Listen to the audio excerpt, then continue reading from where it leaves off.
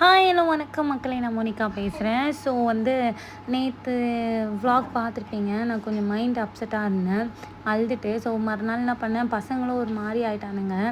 சரி, அதனால் பார்க்குக்கு கூப்பிட்டு போக சொல்லி ரொம்ப நாள் கேட்டுட்டு இருந்தாங்க. எனக்கு 4 நாள் லீவில் நான் ஒரு பிளான் வச்சுட்டு இருந்தேன். பீச்சுக்கு, ஜூக்கு, தீவுத்திடலுக்குலாம் கூப்பிட்டு போகணும் பிள்ளைங்கள. ஒரு நாள் ரெஸ்ட் எடுத்துக்கலாம் அப்படின்னு சொல்லிட்டு அந்த 4 நாளுமே எனக்கு ஒரு வேலை இருந்தது கரெக்டாக. ஸோ அதனால் நான் என்ன பண்ணிட்டேன், பக்கத்தில் பார்க்குக்காவது பிள்ளைங்களை கூப்பிட்டு போகலான்னு சொல்லி நாங்கள் எப்போவுமே போகிற பார்க்கில் நாங்கள் கூப்பிட்டு போனோம். பார்த்தா அங்கே சர்க்கஸ் உடஞ்சிருக்கு. அதில் ஒழுங்காக கண்டிப்பாக ஏதாவது கிழிச்சுப்பாங்க பசங்கன்னு சொல்லிட்டு நான் வேணாடா அப்படின்னு சொல்லிட்டேன். ஸோ நானே எங்கள் அம்மா என் 2 பசங்க தான் போயிருந்தோம்.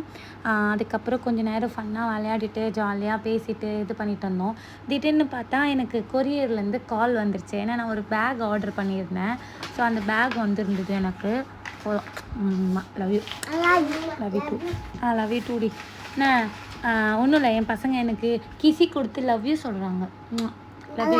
Love you too. அதனால சரி, I love you two.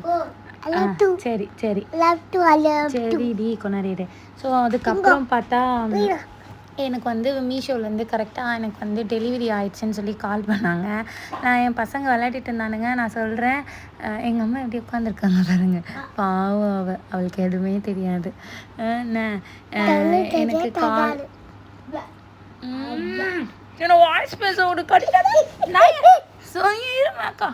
So இந்த மேக் பையன் வழியில் உட்காந்து ரொம்ப சேட்டை செய்கிறான்.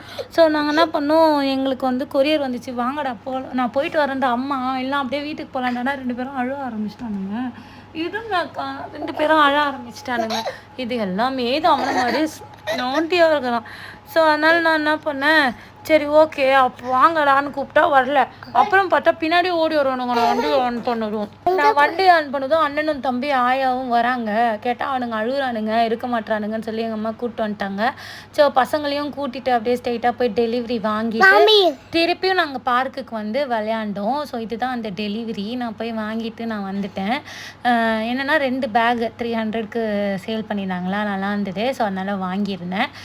குவாலிட்டி வைஸ் சூப்பராக இருக்குது, நல்லாயிருக்கு. பேக் நல்லாயிருக்கு, ஒர்த் தான். இந்த 300 ரூபாய்க்கு 300 சில்ட்ரன்னு நினைக்கிறேன். ஸோ ஒர்த்து தான்.